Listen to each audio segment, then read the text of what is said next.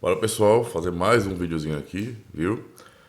Se você não é inscrito no canal, tá bom? Tá chegando agora, seja muito bem-vindo mais uma vez. Se inscreve, ajuda o canal, compartilha, apoia aí, porque é importante esse trabalho de divulgação, de apoio de vocês, beleza?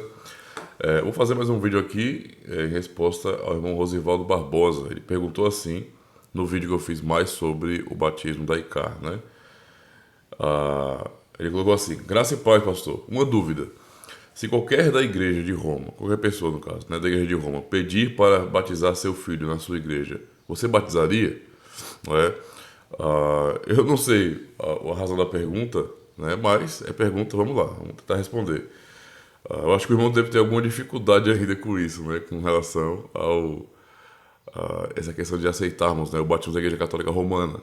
Mais uma vez, antes de chegar à resposta propriamente dita, é importante que o irmão realmente pondere sobre isso, raciocine bem sobre isso, porque eu acho que nos vídeos eu fui bastante claro, né? Até agora ninguém me apresentou uma razão, né, plausível para a rejeição do batismo da Igreja Católica Romana. Até agora ninguém, nem reformados, ninguém, tá certo? Eu não fui convencido por nenhum tipo de argumento, né? Não achei nenhum forte. Porque eu estou vendo que existe uma rejeição muito mais por uma questão cultural, né? Então, eu acho que é muito difícil evangélicos pensarem, raciocinarem bem para julgar uma situação como essa. É uma rejeição cultural, de cara. Catolicismo romano, não quero nem ver pintado de ouro. É mais ou menos assim, tá? Mas voltando aqui à pergunta e resposta. Se alguém da Igreja Católica Romana viesse pedir para seu filho ser batizado na minha comunidade, se eu batizaria? A resposta óbvia é não, né? E deixando claro que isso não entra em contradição com o que eu já falei antes, nem um pouco. Nós não batizaríamos, eu não batizaria, não é? Primeiro, porque não são membros da igreja que eu pastoreio, tá? Então essa é a primeira resposta. Eu não batizaria simplesmente porque eram católicos romanos, né? Mas pelo fato de serem católicos romanos, significa dizer que eles não são membros da igreja que eu pastoreio. Então eu não tenho nenhum tipo de compromisso com os pais, não é? E consequentemente não tenho com os filhos também. Entende? Não sou membro da igreja reformada, não é da igreja que eu pastoreio. Então eu não batizaria por causa disso, certo? Eu só batizo filhos de pais piedosos, filhos de pais crentes que são membros da igreja, pais que eu ensino, que eu pastoreio, que eu, não é, faço o trabalho pastoral direitinho. Então, se não tem isso, eu também não tenho por que batizar. Não é porque o batismo aplicado, ele não é uma coisa genérica. Os católicos romanos, sim, eles fazem o batismo muito genérico, não é? Aplicam a todo mundo, basicamente. Quem estiver chegando lá, não é? Porque o pressuposto é que a maioria do povo realmente é católica romana, pelo menos nosso contexto aqui é assim, não é? Não existe uma supervisão melhor com relação a isso. Então, lá os pais acabam batizando os filhos muito mais por tradicionalismo, por alguma superstição, não é o nosso caso, né? Então, nós não batizamos crianças de maneira aleatória, entendeu? Não é como lá. Nós não vamos batizar filhos de pessoas que nós não temos um relacionamento, não são membros da mesma comunidade que nós somos, não é? Não confessam a fé que nós confessamos e também que eu não pastoreio. Não faz sentido isso, tá bom? É por essa razão. Então, pais que vão. Crianças que serão batizadas por mim na nossa comunidade são crianças, filhos dos membros da igreja. Tá certo? Só que isso também se aplica a evangélicos. Tenta imaginar. Vai que algum cristão evangélico assiste, de repente, uma palestra na internet aí sobre o pedobatismo, se convence disso e chega até a minha comunidade, né? Ou então, essa pessoa nunca teve dificuldade de aceitar isso, né? E chega à comunidade pedindo: batize meus filhos, porque eu também acredito que os filhos devem ser batizados. Eu sou evangélico, mas eu não consigo entender o porquê que rejeitam o batismo dos filhos. Então, como eu fui criado como um católico romano, minha família era católica romana e quando criança eu fui batizado. Eu acho que também quero que meu filho seja batizado, né? Eu apesar de ser evangélico, quero isso. Do mesmo jeito eu não batizaria, entendeu? Eu não batizaria. Por quê? Porque, mais uma vez, eu não sou pastor daquela pessoa. Né? Então eu não vou, tipo, dar benefício àquela pessoa por ela ser evangélica. Entendeu a situação? Eu não vou tratar o católico romano de uma maneira discriminatória, digamos assim, mas vou abraçar o evangélico porque é evangélico. Não, para os dois, não é? A nossa atitude é a mesma. Não batizaremos seus filhos, não é? Só batizamos filhos de pais que são membros da igreja, tá bom? Esse é o ponto. Pessoas que são instruídas acerca do batismo, compreendem tudo, já entenderam muito bem, confessam aquilo, querem por razões bíblicas o batismo para os seus filhos e não por razões culturais, não é? Não por tradicionalismo ou superstição. Então, não funcionaria também pro lado evangélico, do mesmo jeito, tá? Do mesmo jeito, certo? Eu digo mais, se uma comunidade evangélica, porque no Brasil tudo é possível, né? Você tem uma loucura de relativismo muito grande, então de repente a pessoa, sei lá, mais uma vez, viu uma palestra na internet, assistiu e se convenceu que agora é um cristão reformado. E porque é um cristão reformado, entendeu, né, lendo algumas coisas, que os reformadores batizavam, apoiavam a teologia do batismo infantil, porque isso era comum nas igrejas reformadas, e a pessoa não adotou todas as doutrinas, mas pelo menos essa é a pessoa que ia adotar, né? Mais uma vez, não batizaria de jeito nenhum, não é? Por exemplo, evangélicos arminianos, não é? Há grupo deles também, aqueles que são arminianos clássicos, não é? De verdade, tá bom? Como, por exemplo, os metodistas, alguns metodistas, batizam também os filhos, não é? Por razão da teologia da aliança. Eles estão certos nisso aí. Porém, mais uma vez, se um desses chega na comunidade, eu não batizaria. Esse é o ponto. Eu não sou pastor dessa pessoa. Entende? Eu acho que é uma questão de muita responsabilidade, né? Eu não sou pastor. Só que dessa pessoa. Só que a lógica que podemos fazer uma comparação aqui da Santa Ceia, por exemplo, é a mesma. Né? É exatamente a mesma. Né? Alguém poderia perguntar: ora, se chegar alguém da Igreja Católica Romana num dia de Santa Ceia, não é? Uma vez que vocês aceitam que a Igreja Católica Romana é uma igreja, deixando claro que eu sempre falei, eu vejo como uma igreja cristã histórica, porém desviada. Eu acho que os evangélicos não querem vê-la como igreja. Esse é o problema deles. Mas é problema deles, é uma ignorância histórica deles. Né? Não é o nosso caso aqui. Então, é uma igreja cristã, sim, mas é desviada. E a pessoa, eles chegam então, num dia de Santa Ceia, para visitar a igreja e ver acontecendo aquilo, como ele sempre participou, não é? Da missa, não é? Lá, e sempre teve acesso nesse sentido, à hóstia, então ele pensa: poxa, a hóstia, a Santa Ceia aqui é a versão evangélica ou protestante da hóstia. Então eu acho que eu vou tomar também, porque eu também sou membro do corpo de Cristo, eu também sou membro sou um cristão. Não serviríamos a ceia para essa pessoa, de jeito nenhum. Por quê? Porque não existe uma comunhão de verdade, não é? Real entre nós. Nós não confessamos a mesma fé, certo? Então as razões para ele buscar a ceia seriam diferentes das nossas, certo? Aí a pessoa pode pensar: mas é claro que um evangélico, se fosse visitar a igreja de vocês aí, cearia. Do mesmo jeito não iria cear. Por quê? Porque do mesmo jeito não há uma comunhão real, entende?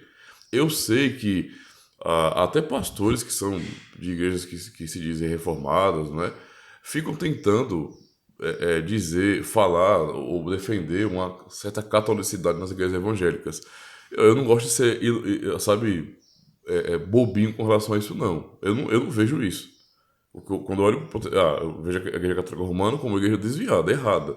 Mas quando eu olho para o protestantismo, eu vejo também relativismo. Eu vejo que cada grupo tem uma confissão absolutamente diferente do outro, não é? E mesmo em pontos que nós concordamos, não são suficientes para mim, para que eu diga que há uma comunhão real, não é, prática entre nós. Por quê? Porque pessoas evangélicas têm um conceito diferente da Santa Ceia. Nós não vamos servir a Santa Ceia para pessoas que não têm a mesma convicção que nós temos sobre a Santa Ceia. Não faz sentido isso, tá? Não faz sentido, certo? Então, do mesmo jeito, o evangélico não cearia. Entende a situação? É assim que nós tratamos. Não é? Não ficamos com esse tipo de discriminação com o católico romano só porque é católico romano. Não é? O que vale para nós, para o católico romano, vale para o evangélico também. Eu não vejo privilégio nenhum dos evangélicos. Nenhum. Eu estou vendo erros do mesmo jeito, heresias sendo reafirmadas, não é? Desvio doutrinário, não é? Evangélicos, em sua maioria, basicamente odeiam o pé do batismo. Eu não entendo o porquê disso. Não entendo da situação, então eu não vejo, não é, razão para dizer que existe, não é, de fato uma comunhão de pensamento. Não tem, isso não existe. Nós não temos a mesma maneira de pensar. Não os descarto como meus irmãos, são meus irmãos em Cristo, né? Mas eu quero deixar isso muito claro. Essas limitações para mim têm que ficar muito claras, né? E todos eles receberão explicação por que não. Alguns entendem, alguns são humildes para entender, outros não suportam a ideia. E por mais que você tente explicar, eles realmente preferem abraçar a ideia de que eu estou os tratando como não crentes, né? E não é isso que eu estou dizendo. Eu não julgo pessoas, tá? Então, quem sou eu para estar dizendo que alguém é crente ou não é? Ou é salvo ou não é? Isso não existe para mim. Mas existe no meu evangelho. O evangélico gosta de dizer quem é salvo e quem não é. Essa é a realidade. Por isso que eu não sou muito de ficar favorecendo o evangélico, não é? Não tem esse negocinho de fechar com a turminha daqui. Isso não existe. Para mim, tá certo, tá errado, tá errado. Acabou. Tá? Mas eu cito um movimento histórico, só por curiosidade mesmo, que são os valdenses, né? Valdenses, século XII, foi um movimento que começou no século XII, um movimento, eu não sei se eu poderia chamar de reformista, para os católicos romanos, obviamente, era um movimento revolucionário, né?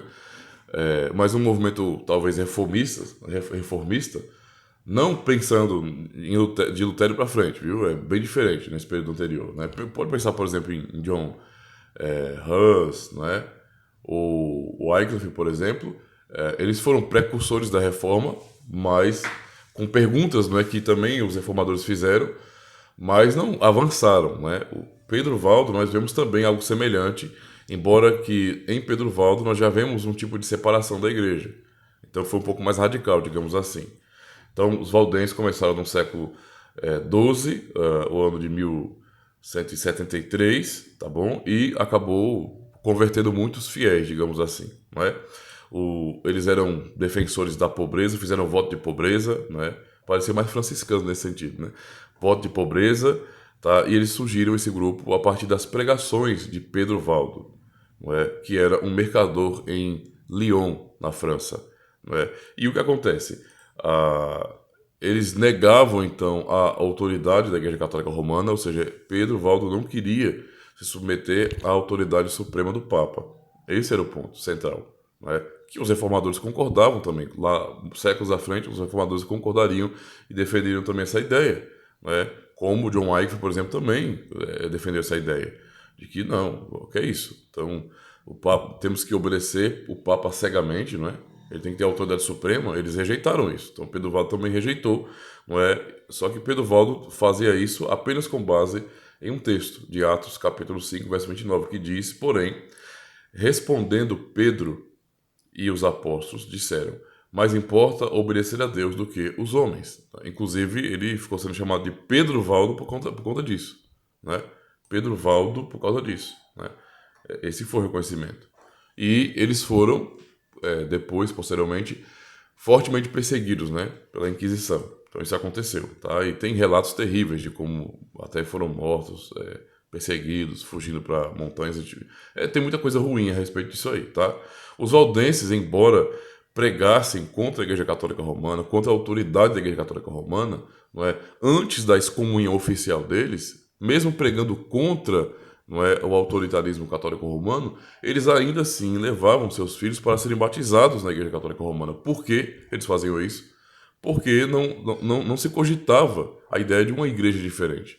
A Igreja Católica Romana era a igreja oficial do Ocidente. Então, mesmo o cara discordando, não é, do sistema da Igreja Católica Romana, mesmo eles fazendo isso, ainda assim eles reconheciam que os padres eram ministros ordenados e levavam seus filhos para serem batizados lá. Isso só mudou quando houve excomunhão oficial deles e, consequentemente, perseguição também.